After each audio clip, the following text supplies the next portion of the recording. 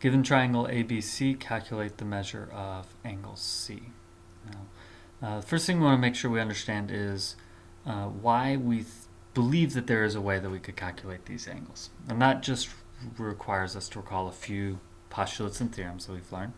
The first is the side-side-side triangle congruence postulate. And that just tells us if the three sides of one triangle are congruent to another triangle, then those triangles are congruent.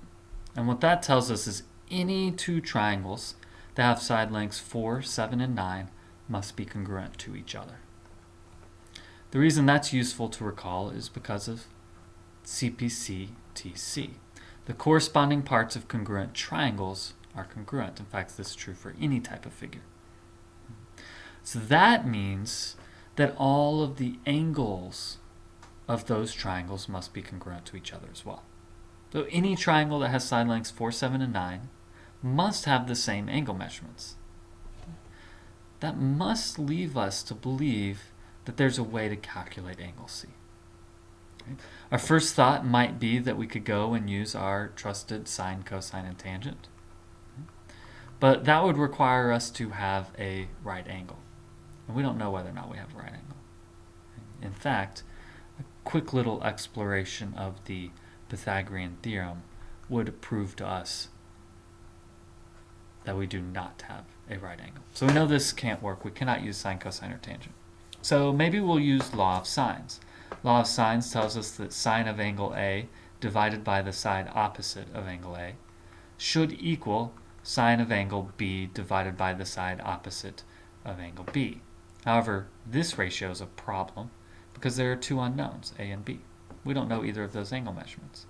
In fact, that also applies for the third ratio in the proportion, sine of angle C over 4.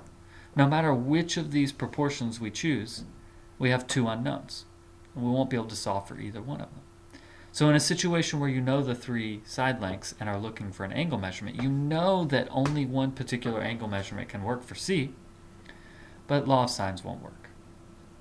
That's where law of cosines comes in. Law of cosines tells us that C squared, meaning the side opposite of angle C squared, will always equal the side opposite of A squared plus the side opposite of B squared minus 2 times the product of those sides, A and B, times the cosine of angle C. Now that's not the only version of law of cosines. There are in fact 3 versions of law of cosines, and I'll leave it to you to look at those and see how they're similar to each other. They all include all 3 side lengths, but they include different angles. One of the tricks of using law of cosines is going to be figuring out exactly which version of the law to use and what values to plug in for each of the variables. Now for our given problem, we're trying to calculate angle C. So we need to use the only version of the law that includes angle C, which is this one here. Okay.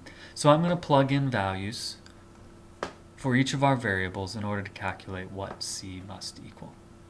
C squared, C is the side opposite of angle C, so 4 squared must equal 7 squared plus 81 squared plus 9 squared, which is going to be 81.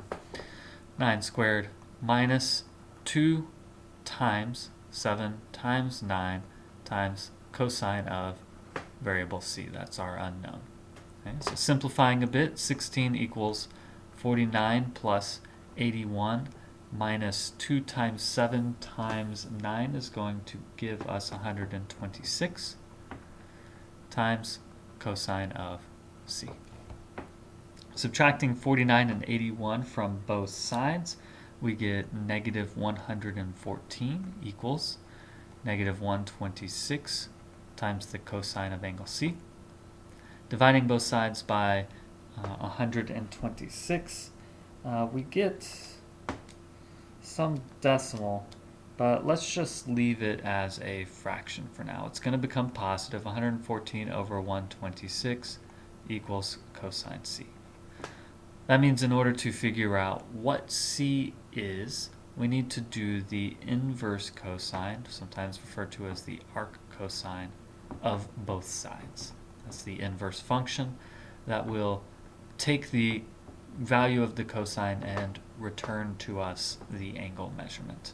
So arc cosine of 114 over 126 will equal C, and this is when you'll turn to your calculator and find that C must equal 25.21 degrees. That's how you use law of cosines.